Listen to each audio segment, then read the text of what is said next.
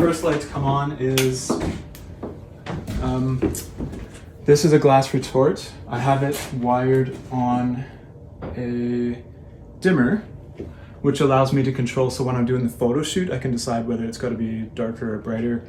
I took a bunch of different shots so that I would have more of a light effect, but I don't actually want it to be super, super bright. So it's like I need information like as much as possible, like a whole bunch of different photos with different variations.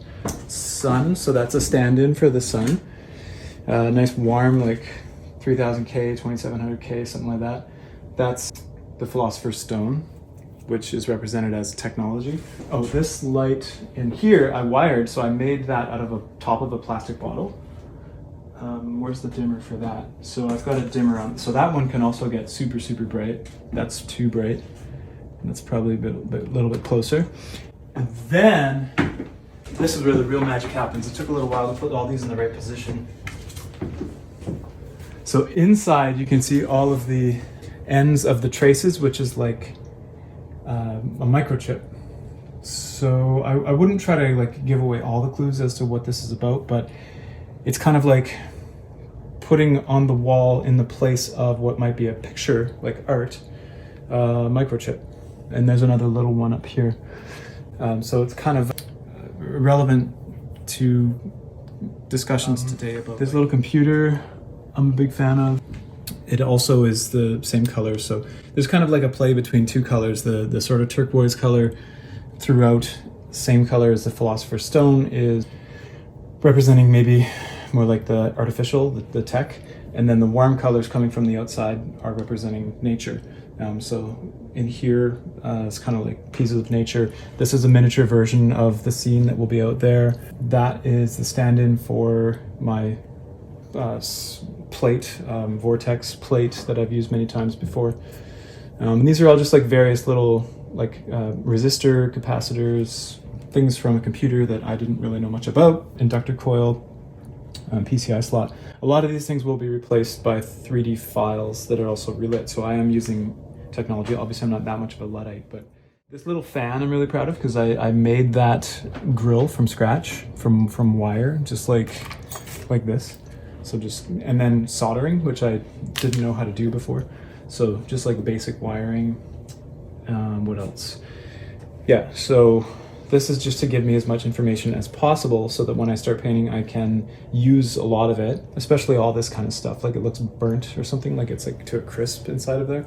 That's from just actually making it artificially to look like that. So I love to have all of that information so that once I start painting, like while I'm actually sitting there painting, I want to have as much information as a traditional painter that would do portraits or a still life would have. You know, they have like the finished version of whatever they're painting right in front of them. I want to have as much of that as I can, and of course have to still invent and change things and inject some creativity into the reflections of real light. Any questions so far? This is a stand-in wagon wheel. So it's not supposed to be real, but it gives me a really good idea of exactly what light will do to a wagon wheel in that position. Using because it's just not quite right, so I ended up buying one from Up Island, which is tipped over. So there's another little narrative clue. This one's much more shiny. Oh yeah, and I love to have a reference like that. Like I really liked the way that the doors turned out and stuff like that, which was all made to be that way. Like it was all consciously planned, which I think is kind of the point of this kind of art for me for now. I mean, the finished painting and the finished drawings are the reason for this. So this is not supposed to be like a finished sculpture. This is all kind of supporting painting as the medium, to say like all of this is worth doing to me just for painting as the finished result. Arranging a composition like this is like arranging a symphony. It's like, you know, certain instruments, if they're a little higher, then suddenly you don't hear something else. And so then when you move one thing, everything potentially changes. So you have to move everything together. So it's like if I move one thing, I have to take into consideration like how will that affect everything else?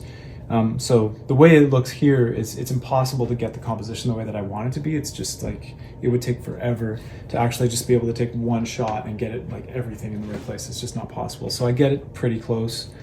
80% Like you rule. could make it's like a full on, miniature set that you could make like a full stop motion short film out of. Yeah. Yeah. If you took more time with certain parts, like this, for example, is just a stand-in as well.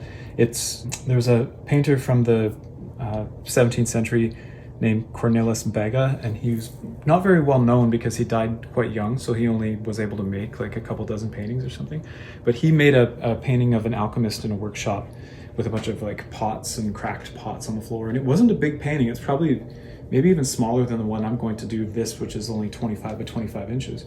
And his was like super high detail, like very realistic for that age, without photographs to look at, right? So it was like super finished. And I took one of the symbols from that. So this box is another thing that I made. It's actually in the other room right now. And I called it a Bega box just because that was his name. And then the Philosopher's Stone in his painting was in this like little box that has a specific wood scroll shape to the edge of it, like decoratively. So I just like took that exact thing from there, and that's what goes in the place of this. So it's kind of like an allusion to another painting, painting in a painting, kind of as the story continues. So in a way, it's like kind of my tribute to him, because I can relate to, I look at his work and I can just like see all the little decisions he made about doing certain highlights and things like that, and I just feel like that, it's a few hundred years of sort of a connection there. What else? Yeah, that's all for now. So anyways.